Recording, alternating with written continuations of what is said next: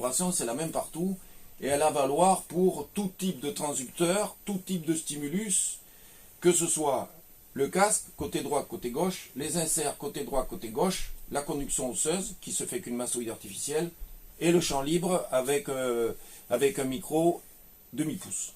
Voilà. Canal par sortie et par fonction. Voilà, donc pour étalonner un Infinity, il faut 3/4 d'heure à 1 heure. Voilà. Ouais.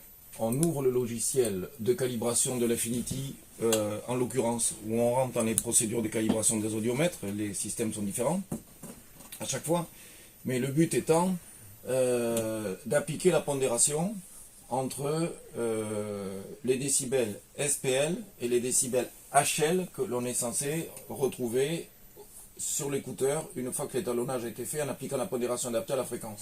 À savoir, si on regarde ici, 63 décibels HL correspondent au sonomètre à 90 décibels SPL. Donc la pondération est de 27. Alors, et ceci varie à chaque fréquence, on va le voir. Donc là, ma cible est 90. Et ici, on peut lire 89.2. Alors, je peux affiner en cliquant là, et je vais avoir 90. Voilà. Donc là, j'ai remonté de 0,8 dB, 1 dB, et je suis exactement à la valeur. Alors, je reprends en haut. Une fois que j'ai fait le 250 Hz, pour ce matériel-là, hein, j'appuie sur Enter. Pardon. J'appuie sur Enter, et comme on vient de voir, je passe sur le 500 Hz, donc sur la fréquence d'après. Et la fréquence d'après, c'est 77 décibels HL, correspondront toujours à 90.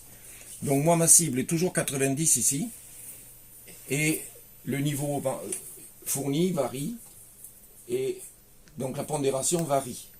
À savoir, là, il y a une pondération de 22 dB, 23 dB, 13 dB, pardon, combien? Oui, 12 à 13 décibels, entre 77 et 90. Donc on a estimé que les audiomètres pouvaient être étalonnés, parce que c'est rarement juste au dB près, pouvaient être étalonnés avec une tolérance de plus ou moins 3 dB par fréquence de part et d'autre du niveau référent choisi. Donc là j'avais 1,2 d'écart, bon j'ai affiné, j'ai 90.4.5, c'est parfait. Parfait, je passe à celle d'après.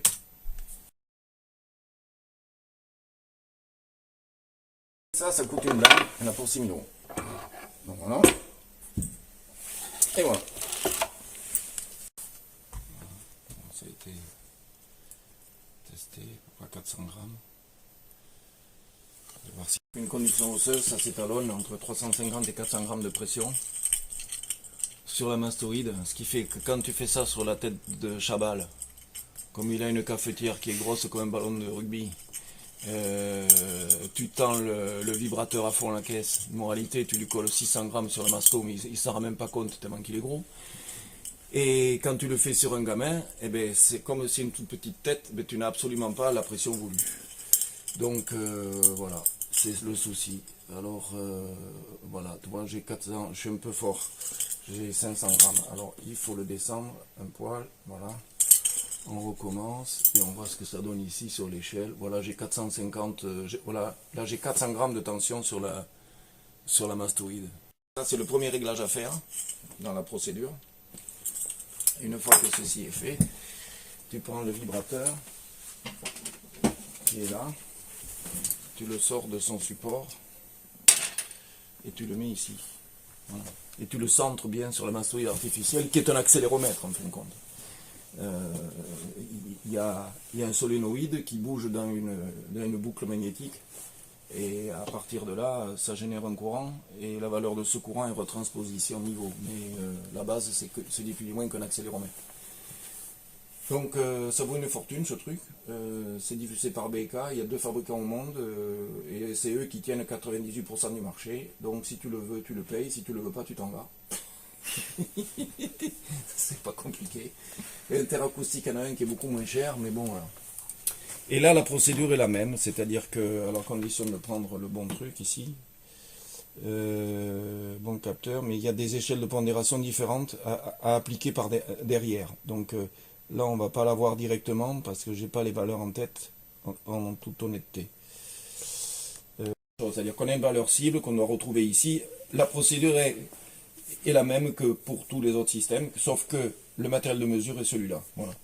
Appliqué comme ceci, mais il y a une échelle de pondération à rajouter, à mettre en complément pour avoir la vraie valeur. Pour le champ libre, on met un micro à l'emplacement du patient, on change le système encore une fois, c'est-à-dire que pour le champ libre, on enlève ceci, on débranche la mastoïde bien sûr, on remet ça, qui est un ampli en fin de compte, et on récupère. Et on le positionne avec un support à l'emplacement du siège, devant les haut-parleurs, et on fait l'étalonnage du champ libre avec la même méthode, des pondérations adaptées à chaque fréquence, mais là ça permet aussi de compenser la distance entre le haut-parleur et la tête du patient.